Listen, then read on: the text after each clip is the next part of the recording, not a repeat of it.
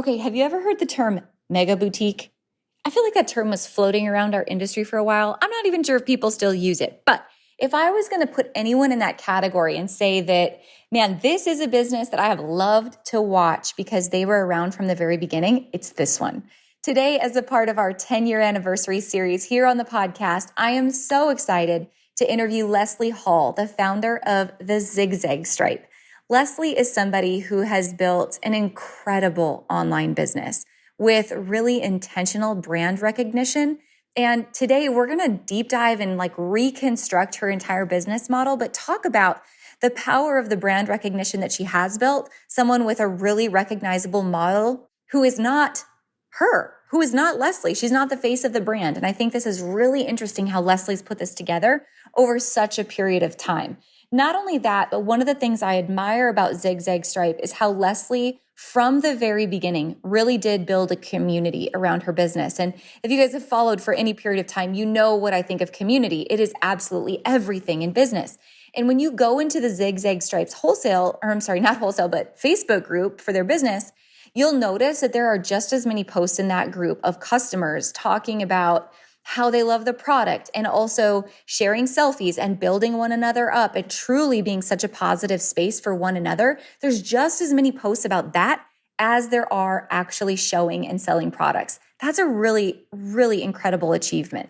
So today I am so pumped. You're going to meet Leslie Hall, the founder of the ZigZag Stripe.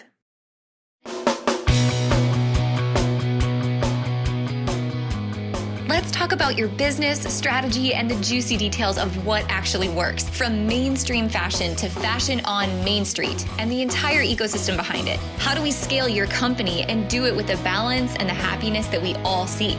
Let's hear from those insiders, experts, and strategists that actually make it happen. I'm your host, Ashley Alderson from the Boutique Hub, and I can't wait to chat. Hey guys, welcome back to the podcast. I feel like this one's been a long time coming. Leslie Hall, I haven't seen you in such a long time, so I'm excited to get to catch up and hear all about the changes in your life and business and some lessons learned along the way. So thanks for joining me today. Thanks, Ashley. I'm excited to be here with you. We've got a lot to cover, a lot of rabbit holes we're going to go down, but in case someone's lived under a rock and has not followed some of the pioneers, I would say, of the boutique industry, and they don't know ZigZag Stripe, they're about to know. So take me back to the beginning of how and why you started the business. So this is, we started ZigZag in 2013. Actually, it was tax day. It was April 15th, 2013.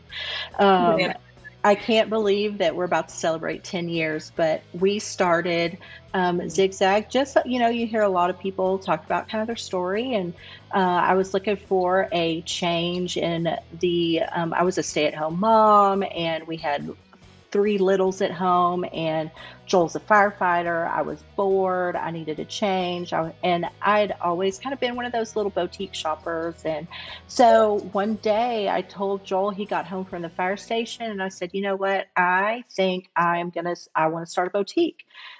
He kind of giggled at me and was like, yeah, right. Okay, whatever. How are you going to pay for that? We lived on a firefighter's salary. We had 3 small children. We lived paycheck to paycheck. And he's like, really? How are you going to pay for this? And I told him, I said, I know that you just paid off a credit card and I'm going to use that credit card and I'm going to buy some inventory and I'm going to sell some clothes. He initially, like most husbands, like I said, laughed at me. And then the next day I maxed out that credit card. And we kind of haven't looked back since. So we started just at the house. I was selling just on Facebook when Facebook was the old Facebook and everybody saw everything. And I was taking pictures in my front yard with my camera phone and, just doing the thing. And I was so excited because I remember the first month that I had started, I sold $7,000. And Yeah. I'm like, how in the world is this possible? These women just love everything that we are selling. And 10 years ago, everybody always asks, how'd you come up with the ZigZag Stripe? Well, 10 years ago was like, Chevron, everything. I mean, everything, like all the crazy colors, like, and that was just the thing. And so I was like, well, all the clothes that we're selling, they have zigzags and stripes on them, so let's roll with it. And what's so funny is I never in a million years would have thought that we would get phone calls and magazines in the mail after I registered this business name as the ZigZag Stripe because they thought that we were selling rolling papers, uh, Oh, zigzags. and so, and like after all of that started coming out, I was like, man, I probably should have researched this a little bit more, like, I mean, I was just thinking zigzags and stripes, that's what we're doing. Let's roll with it. This is great.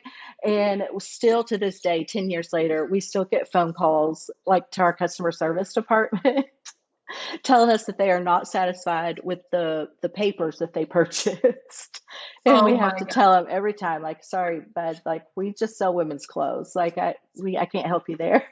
But and so, I love our name because it has it comes with kind of what the style was back then. It still works for today. Clothes still have zigzags and stripes on them, but it's kind of funny to look back and know that that's kind of what the trend was when we started. Yeah. But so we started again, like you said, at the house, and within 9 months, we had moved out of the house to a small little we called it our warehouse, but it was literally two 10 by 10 rooms that we rented out of this local little place. Within like 45 days, we had outgrown that. They let us take over the rest of the building that they had. We stayed there, I guess, only about 9 months, 9 to 12 months, and then moved again. And when we moved again, we were still carrying our lease from the first place because we couldn't break our lease. But I mean, we were just busting at the seams. The growth we had those first 2 years was just unreal. And when you have growth like that so fast, you kind of backpedal once you kind of catch your breath of going, okay, so our business just blew up. I wasn't planning on running a business like this. Like, what do we have to do? Like, we need to get our ducks in a row. And so we moved into a different warehouse that was 5,900 square feet. And we were there for 8 years, almost 8 years, until we built our very own 25,000 square foot warehouse that we now have occupied for the last 6 months.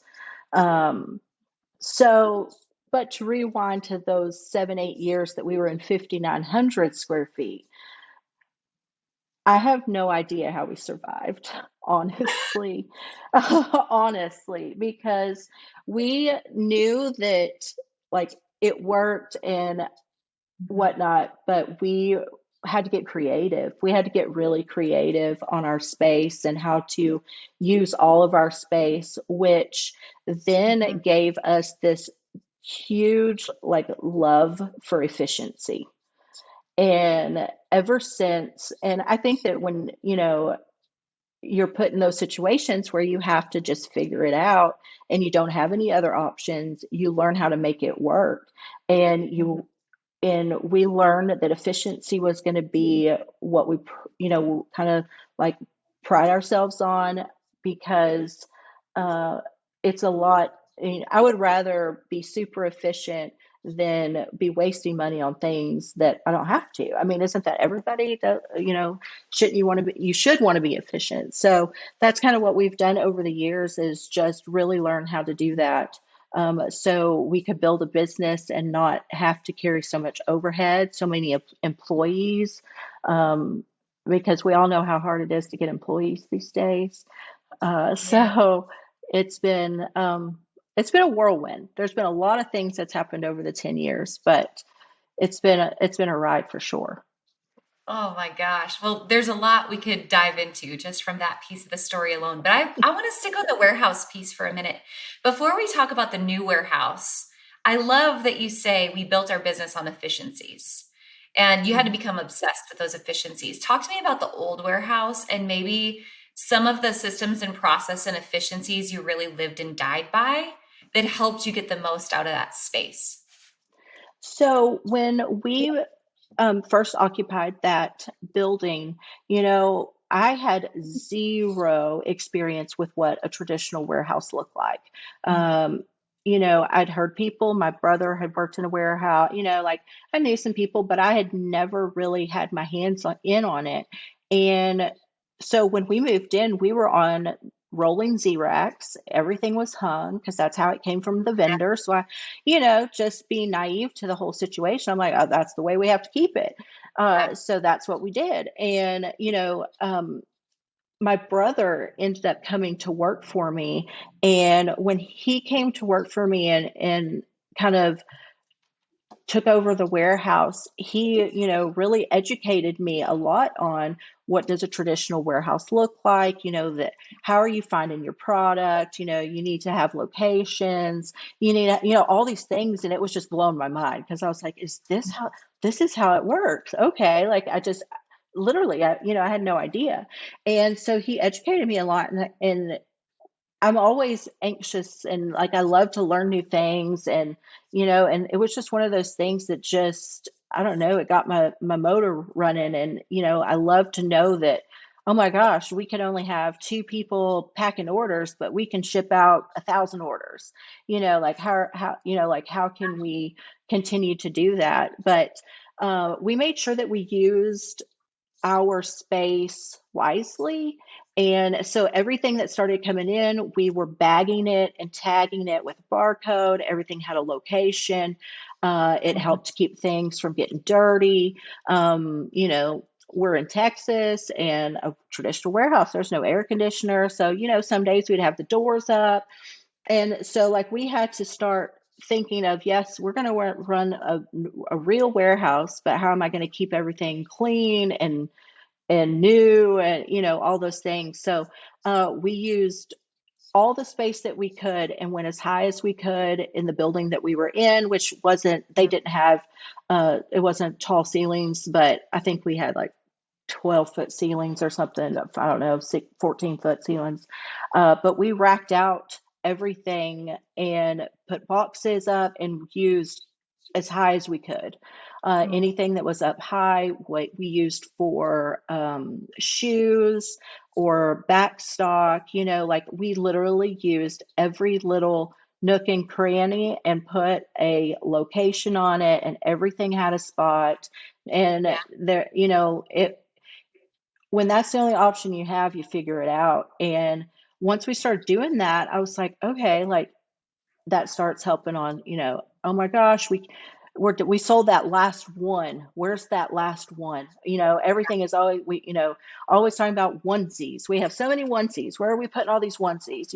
When you get down to that just very last one that you're trying to sell. And so, you start learning, when you develop these systems that those small headaches start to disappear because you've developed a real system, a real way of receiving product and putting it on the shelf and everybody is on board with that. And when your whole staff and we're all doing the same thing, those little headaches, those little mistakes start to disappear. And then you realize, like, oh my gosh, like we're running a business here. Like we've got a real warehouse.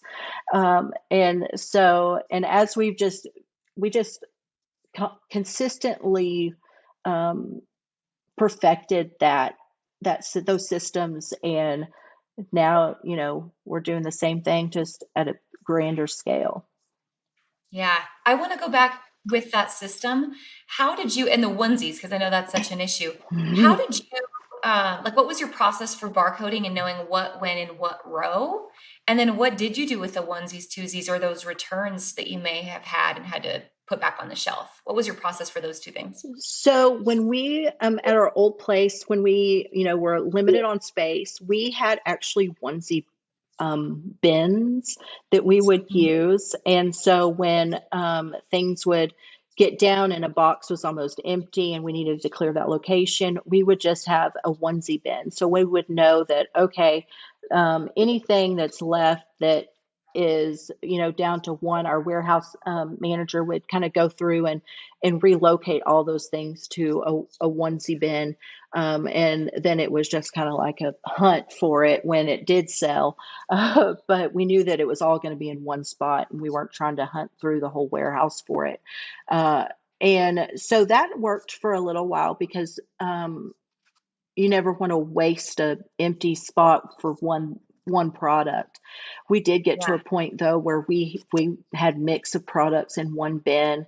We would try to like we'd have one big box and we'd have four products of different colors, so nobody would pull things that nothing that was two black tops couldn't go in there. So you would know that, Yeah.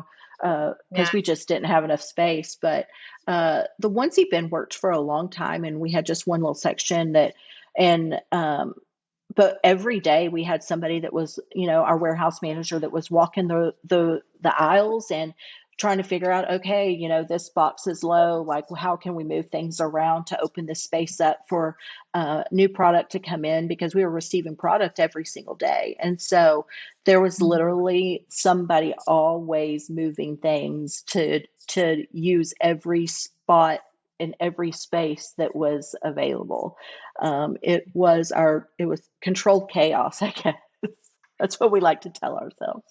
Uh, Controlled chaos but at work. control chaos. So Did you did you ever do a time study in that like period of time of, okay, what are the things I sell the most and that I'm always walking for so that I have those like closer to my ship stations and then move yes, other things out to the fringes, or what did that look like? yes, we did actually. When we, I guess maybe like in our third year of business, we had actually UPS came out and did a big study on us and of how we should to help us be efficient, how we should set up our warehouse for all the hot spot, or all the hot products that sell out the most, that are the most popular, that they need to be closest to um, pack tables, and so we could pull orders faster, doing any kind of bulk pull for any singles that was all the same product, those kinds of things. But it was very interesting. They came in and actually literally like walked with every single picker, every packer of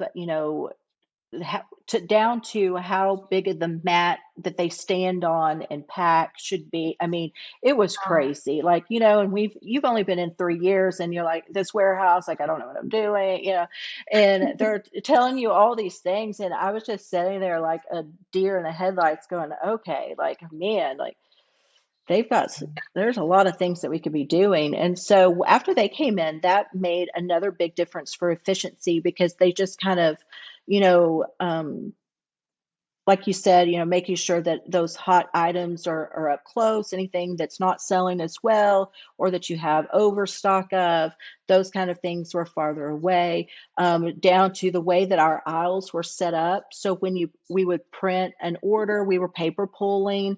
And so that even our aisles, when you walk down let's say we have our aisles are lettered, so they're A, B, C, D, E, whatever, and then they're numbered that when you walk down this aisle, when you would pick back up and make the corner and turn to go down the next aisle, it was flip flop. So the flow of traffic was always the right way. So you could literally, everything was in alphabetical order and then alphabet and numerical order. And so that way the flow of the warehouse just worked and you weren't bouncing back and forth from, oh, I got to go to the far right corner of the warehouse and then I have to go back over here and then over here. So it was just really making sure that that footprint was being used the most efficient way and that you taught your employees that this is how you pull an order. As long as you're pulling in the order that they're listed and you're not bouncing around,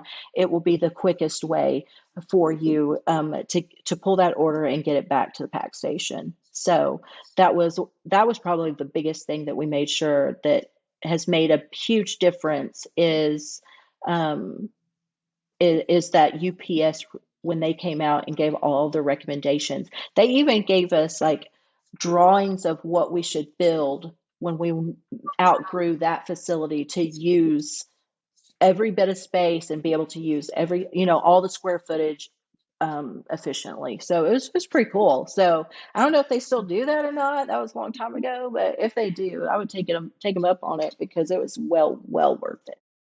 I am so glad that you're here. That not only are you listening to the podcast, but you know why you're different? Because you actually implement what you learn. And that sets you apart from everyone else in this industry every single day of the week. So thank you for that. And because I know you love to take action, I want to make sure if you're not already a part of our community at the Boutique Hub, that you have an opportunity to join us. You see, the membership at the Boutique Hub is the core of everything we do, and it has been for almost 10 years, which is crazy. We gather together from all 50 states in the United States and 7 countries, boutique owners, wholesale brands, and our trusted and vetted industry partners on a daily basis to talk about what's really happening, to answer your ongoing questions, to share stories, to learn and grow from and with one another. Inside of the membership at the Boutique Hub, not only do you have access to our daily community, but also our ongoing education. You see, we have live experts coaching and speaking every single week, 2 days a week, both retail and in our private wholesale groups. We also have monthly training bundles and content calendars that go out to our members on a regular basis on all kinds of topics, plus our vetted training library.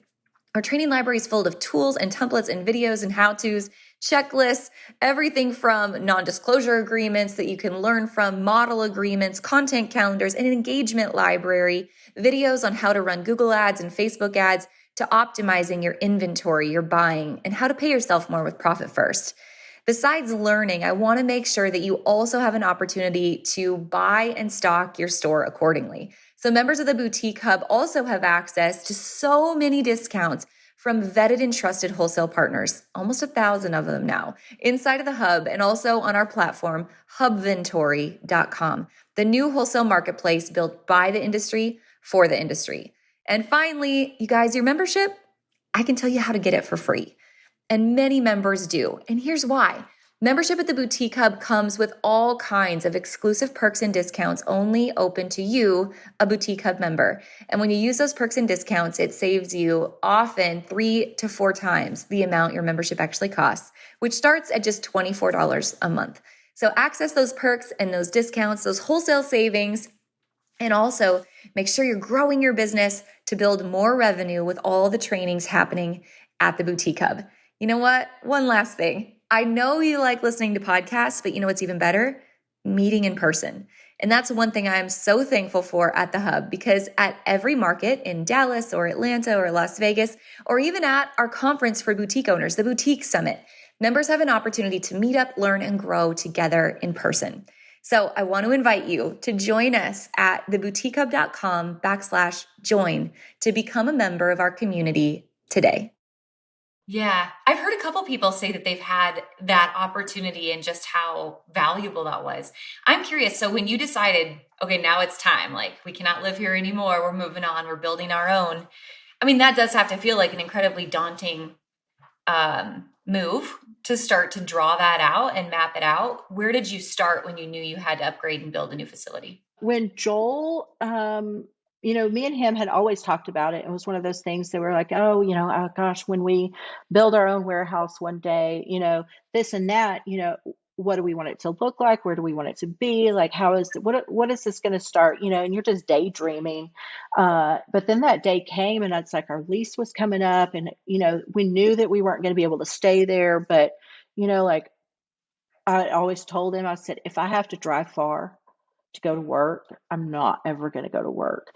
And so, because I've just always been that person, like, I don't want to drive 30 minutes. Like, that's the point of why we have this business. So we had to find something that was close, and, and just finding a general contractor, all those things, like, when you talk about it, it sounds all good and dandy. And then you have to like kind of put pen to paper and really come up with those plans.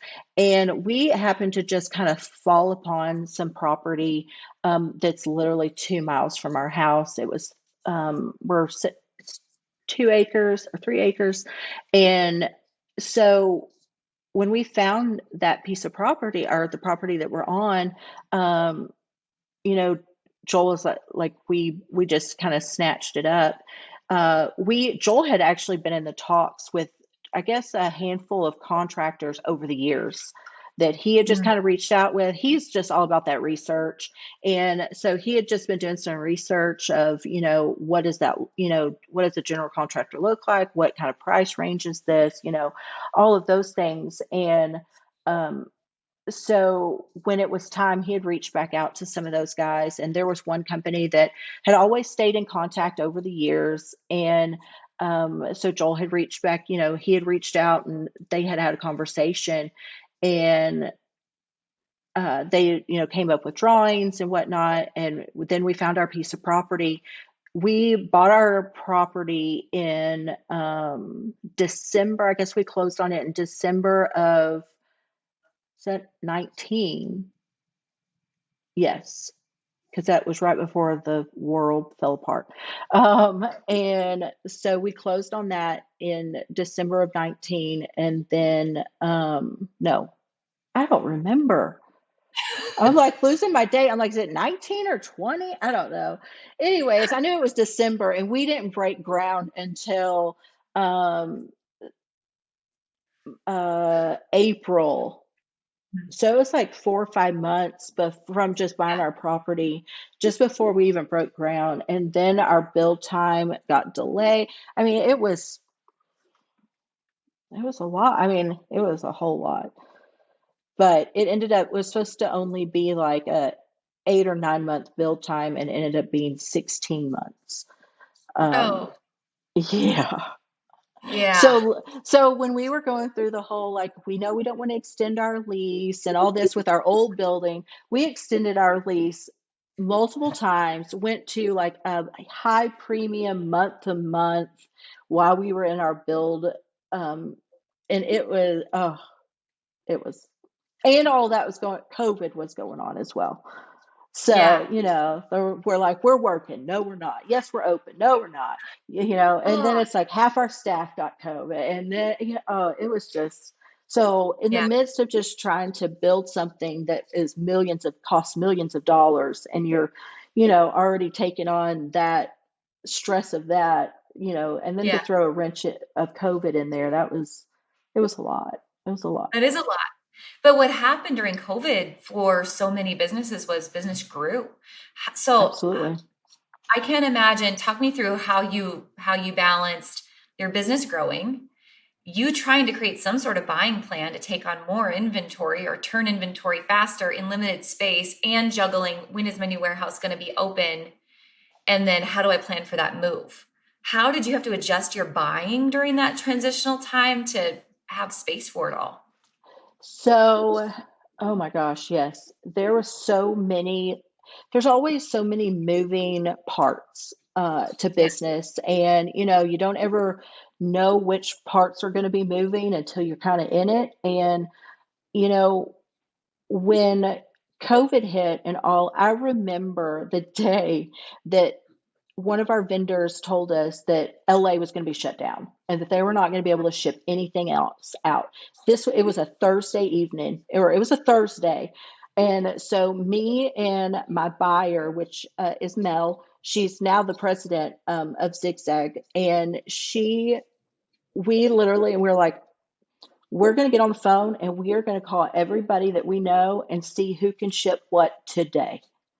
Yeah. Like, and I told Joel, I said, I need money. I need you to, I know this is outside of our normal budget, but everything's shut down. Like we're not going to have any shipments. We're not, like nobody was prepared for that. And so I remember, I think, gosh, we spent like 80 or $90,000 in the matter of, like, I felt like minutes of just trying to get as much whatever product we could get. And then, we were prepared for things to kind of fall, like, oh my gosh, people are going to be freaking out, like all this stuff. There was so much just worry and unknown in the air. But man, you start locking people up at home, they like to shop. They start shopping. Oh, but like that. What was crazy to me is how fast it made e-commerce grow. Number one. Like they, all the predictions and everything of where we should be in the next 5 years for e-commerce, and all this tech stuff and all of that, like it sped up 5 years because of COVID. And so businesses, like everybody's like freaking out, like how are we going to keep up with the demand? Like there's no supply, we have the demand, there was just a lot. And so we just um you just have to roll with the punches. And one thing that I've always said over the years is, I love change. Not most people say that. I get bored easy.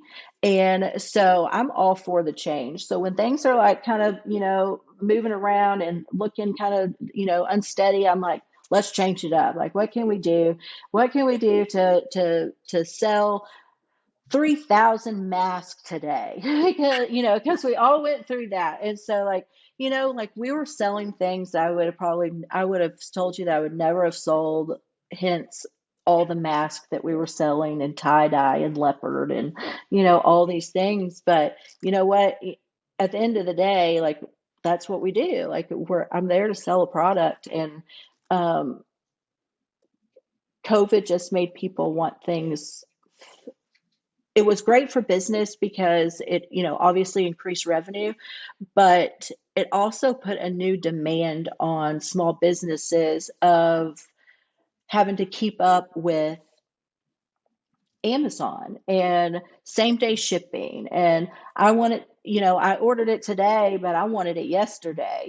Like there's become so much pressure that we have to, be able to process and ship things same day now, because of everything we went through during the pandemic. And it's a double-edged sword. There's always good and there's always bad. I don't want to say bad, but there's always those struggles.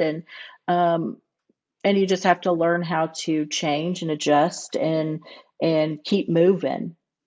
As soon Yeah. as you stop moving, that's when, things can get bad, and then you start doubting yourself and, all those things. So we just keep moving, and it's all, it's all worked out for the better. So Yeah. just got And to stay positive. I think we're back in that space. I think there's a lot of people right now who are not moving because they're Hmm. scared, but I think they have to keep moving in order to adapt to what we're going through again right now.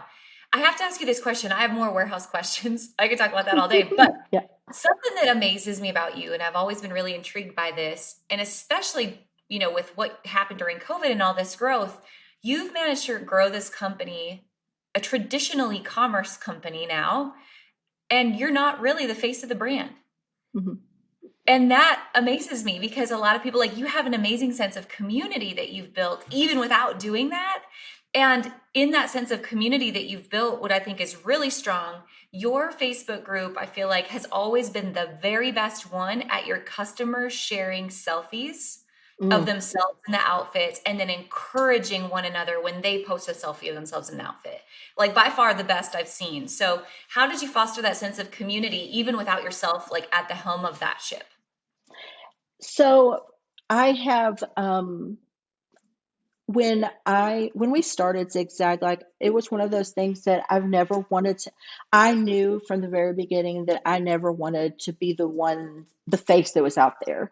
I had three small kids when we started, and it was too much. Like I couldn't do all of these things. And I think that, and Joel is a firefighter, so every third day, no matter what day it fell on, every third day he was at the fire station. And so every third day I was a single mom doing the things. I have three boys, and we were always doing something. There was no way that I could always have like a full face of makeup and my hair done and didn't have like a goldfish stuck to my sweater. Like there there was just too much. And and so literally from the very beginning, we started in April, and in June of the same year is when we hired our first model, and she is still with us today. So Mm-hmm. she has been with us, actually, two of them have been with us the whole journey. And so, I think that that says a lot too about us being able to build the brand that we have and where we've been. Is yes, just because it's not my face that's out there, there's still been a familiar face that's been Yeah. there for all those years. And so, not that just because I don't take my selfies and I don't take pictures of myself and you don't see me all over the website, I'm still there.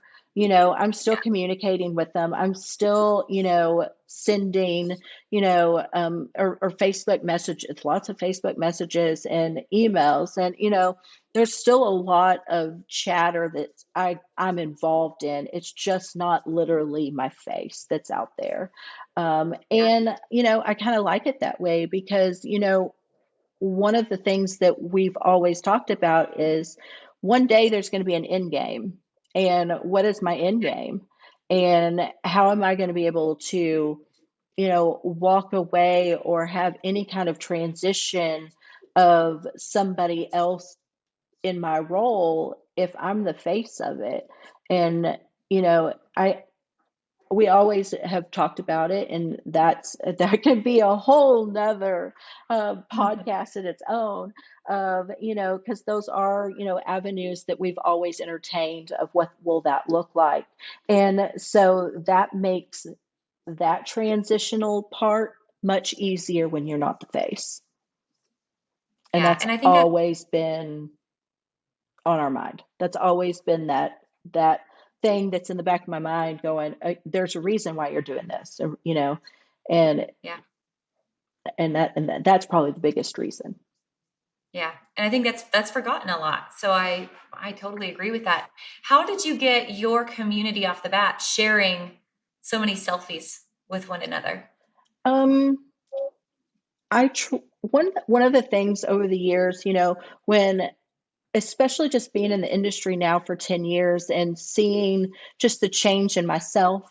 And, when I started the business, I was 30, I'm 40 now, like there's a lot of things that change from 30 to 40. And, when we started, we've always been about providing clothes for women of all sizes. And that was, I have fluctuated in weight so much over 10 years of like 50 to 60 pounds up and down, and so I've always wanted to encourage women to just learn to love themselves and to learn to be comfortable in their own skin. And like, don't follow the trend of what everybody's saying. Like, nobody fits in a box, so why are you putting yourself there?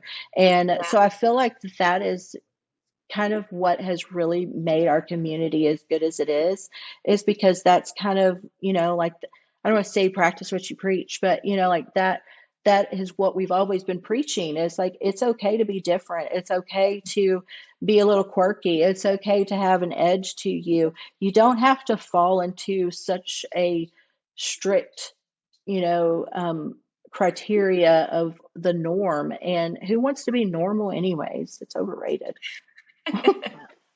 There's nothing normal about me. And and so I think really that's what has changed our community, is because like, it's okay, be you. Do you want pink hair? Rock it, be confident in it. If you are, do you want to wear crazy eyeshadow? Do it. Why, like, why not? Like, if you want to mix your patterns and your color, like, go for it. And Yeah. as long as you're confident in what you're doing or wearing or whatever it is, like, just own it. Yeah. I And love that. that's kind of where I feel like it's come from. I love it. Well, in 10 years, you've learned many lessons. So as we wrap up, I would love to hear, just in 10 years, parting thoughts. What are three things you wish boutique owners listening today really took home from your journey over 10 years? I think that number one, I would say over 10 years and looking at what we have accomplished, the failures we've had, my biggest thing would always be is to follow your gut. There's was over the years, there's always been so many situations that I look back on and go, man, I kind of wish I would have followed my gut that day. I let too many other people in my ear tell me what I should or shouldn't be doing. And at the end of the day, it's your business. We've all built these things for a purpose, and always follow, yeah, always follow your gut. It typically does not lead you astray. And I wish that I could, I don't want to say that there's any regrets, because absolutely I've learned from all the things that we've been through, but I wish that I would always listen to my gut and go with that. Um, Man, I don't know what else. Put me on the spot, Ashley. That's my job. You know it. um, I would say don't be afraid of change. If you can't roll with the punches, then this might not be for you, because there is so much change in our industry that if it gives you anxiety, you're going to be up a creek without a paddle, because it's changing every day, every day. And I thrive for it. I thrive on it. So, and let's see.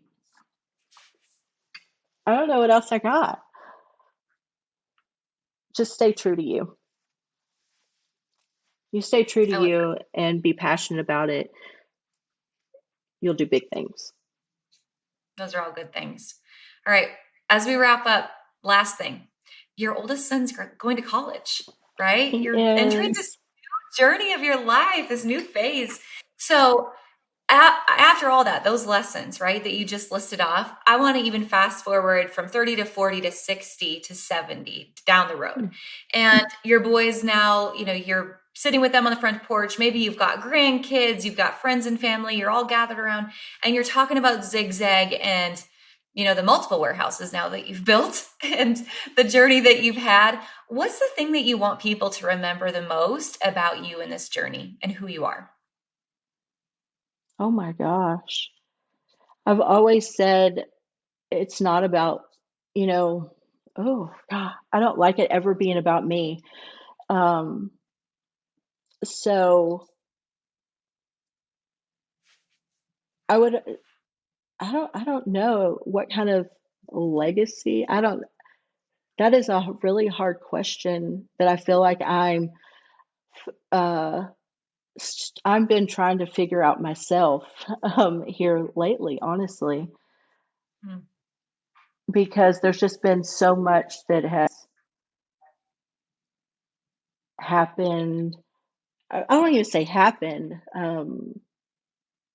I just, Ashley, I don't know how to answer that question. What do you want your customers maybe to feel at the end of the day?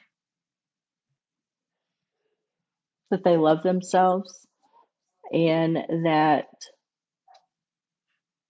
you don't have to impress anybody else. It's not about everybody else. We just live in a world right now that it's always about keeping up with the Jones and trying to, we're living through filters. Take Yes. the take the filter off. Just just be you. Just be you. Why does it have to be so hard? Why does it have to be that everybody's working so hard to be somebody else? Yeah. And that is not the life to live. It is not the life to live in your business. It's not the life to live in your marriage. It's not the life to live as a parent. Yeah. You know, be true to who you are and quit trying to be like everybody else. That's what I want my customers to walk away with. I love that. And that's what your legacy will be. Leslie, thanks so much for this time today. Awesome job. I hope everyone has pages of notes. I really do admire you and Joel and what you've built and the people that you are, and your willingness to share this with others. So thanks so much for your time today. Thanks, Ashley. Hey, thanks for listening to our 10-year anniversary series here on the Boutique Chat podcast. Not only is it our 10th anniversary here at the Boutique Hub, but several stores in our industry. So each week on the podcast, we are hosting a series for our 10-year anniversary special. You're going to listen to lots of great stores just like this one who are sharing their lessons learned in 10 years. You guys, to help celebrate, we have a massive, biggest we've ever done giveaway happening on Facebook and Instagram at the Boutique Hub to help celebrate 10 years in business. We're giving away prizes like a $1,000 shopping spree on Hubventory, $100 credits across 10 different brands on Hubventory, a lifetime membership to the Boutique Hub, a VIP package to the Boutique Summit, a VIP planner package, an opportunity to get into Boutique Hub Black, and so much more. So check out the giveaway details on our Facebook and Instagram. And thank you for helping us celebrate 10 years in business. We couldn't do it without you guys. We appreciate your trust, your loyalty, and your community so much.